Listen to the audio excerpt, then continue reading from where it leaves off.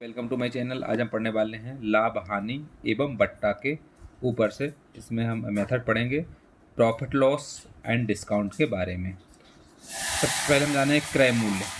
क्रय मूल्य क्या होता है? जिस मूल्य पर कोई वस्तु खरीदी जाती है उसे उस वस्तु का क्रय मूल्य कहा जाता है। जैसे कि माना कि राम ने एक गाय 4,000 रुपये में खरीदी, तो गाय का क्रय मूल्य कितना हो जाएगा? 4,000 रुपये। इसी हिसाब से विक्रय मूल्य को हम जानेंगे। विक्रय मूल्य क्या होता है?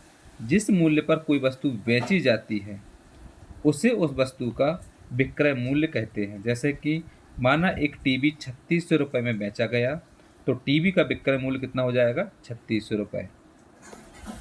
नेक्स्ट पॉइंट है लाभ। लाभ किसे कहते हैं? यदि किसी वस्तु का क्रय मूल्य उसके विक्रय मूल्य से कम हो या फिर विक्रय मूल्य उसके क्रय मूल्य से अधिक हो, तो इस स्थिति में लाभ होता है। जैसे कि माना कि एक गाय 1,400 रुपये में खरीदी गई और 1,600 रुपये में बेच दी गई। इससे स्पष्ट होता है कि विक्रय मूल्य क्रय मूल्य से बड़ा है। विक्रय मूल्य ग्रेटर देन इज क्रय मूल्य। सो लाभ होगा इसमें। तो लाभ बराबर जो फार्मूला होगा क्या होगा?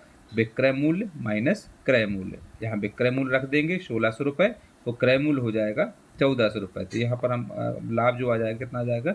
200 रुपये। तो इस टाइप से हम इसमें लाभ निकालते हैं। नेक्स्ट है हानि। यदि किसी वस्तु का क्रय मूल्य उसके विक्रय मूल्य से अधिक हो या फिर विक्रय मूल्य उसके क्रय मूल्य से कम हो, तो ऐसी स्थिति में हानि होती है। उदाहरण दिया गया जैसे मानो मोहन ने एक घड़ी 425 रुपये में खरीदी और 400 रुपये में बेच दी। इससे स्पष्ट हो रहा है कि मोहन को हानि हुई। अतः इसका हानि निकालने में क्या करेंगे हम? हानि निकालने के लिए हम क्रय मूल्य मतलब 425 माइनस विक्रय मूल्य कर देंगे 400 रुपये, तो यहाँ 25 रुपये की हानि निकल आएगी। इस टाइप से हम हानि निकालते हैं। इसके बाद आता है उपरिव्यय। उपरिव्यय किसको बोलते हैं? वस्तुओं को उचित स्थान पर ले जाने में बस, रेल किराया, कुली की मजदूरी, रिक्शा भाड़ा, दुकान का किराया, दुकान की देखभाल के लिए रखे गए नौकर का वेतन इत्यादि पर विक्रेता पर जो व्यय करने पड़ते हैं, जो खर्च करने पड़ते हैं, उसे हम उपरिव्यय कहते हैं, जब तक प्रश्न में अन्यथा न कहा जाए। उपरिव्यय वस्तु के क्रय मूल्य में सम्मिलित कर लिया जाता है। जैसे कि याद रखने के लिए कुछ फार्मूले हैं। लाभ, अगर लाभ निकालना हो तो लाभ का फार्मूला होता है विक्रय मूल्य माइनस क्रय मूल्य। हानि निकालना हो तो हानि का फार्मूला होता है क्रय मूल्य माइनस विक्रय मूल्य। क्रय मूल्य निकालना हो तो हो जाएगा विक्रय मूल्य माइनस लाभ। क्रय मूल्य निकालना हो तो विक्रय मूल्य धन हानि भी होता है, फार्मूले हैं। विक्रय मूल्य निकालना हो तो क्रय मूल्य धन लाभ हो जाएगा। ये होते हैं इसके फार्मूले। तो आपको इसी फार्मूले से बताए गए हैं पूरे सभी फार्मूले हैं। जो लाभ बराबर विक्रय मूल्य माइनस क्रय मूल्य, हानि बराबर क्रय मूल्य माइनस विक्रय मूल्य, क्रय मूल्य बराबर विक्रय मूल्य माइनस लाभ, क्रय मूल्य बराबर विक्रय मूल्य धन हानि और विक्रय मूल्य बराबर विक्रय मूल्य धन लाभ। ये होते हैं क्रय लाभ हानि के फार्मूले। इसके बाद कुछ फार्मूले और हैं। विक्रय मूल्य, अगर विक्रय मूल्य निकालना तो फार्मूला होता है क्रय मूल्य माइनस हानि भी होता है। लाभ प्रतिशत निकालना अगर, तो लाभ प्रतिशत में क्या करेंगे? लाभ इंटू 100 अपॉन क्रय मूल्य। ये परसेंटेज में निकल आएगा लाभ प्रतिशत। अगर हमको हानि का प्रतिशत निकालना है तो क्या होगा? हानि इंटू 100 अपॉन क्रय मूल्य का प्रतिशत।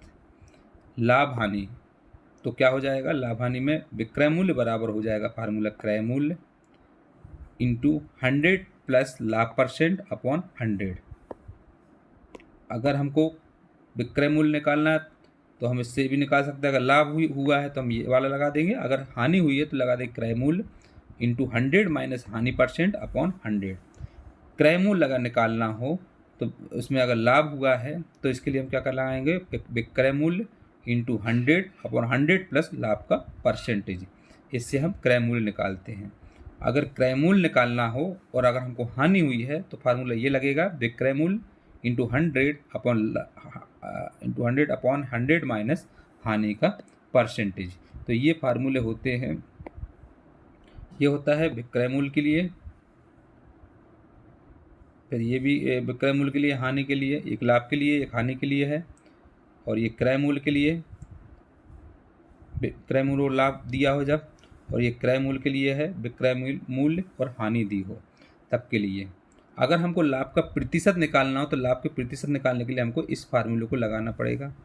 अगर हमको हानि का प्रतिशत निकालना है तो हमको इस फार्मूले को यूज करना पड़ेगा।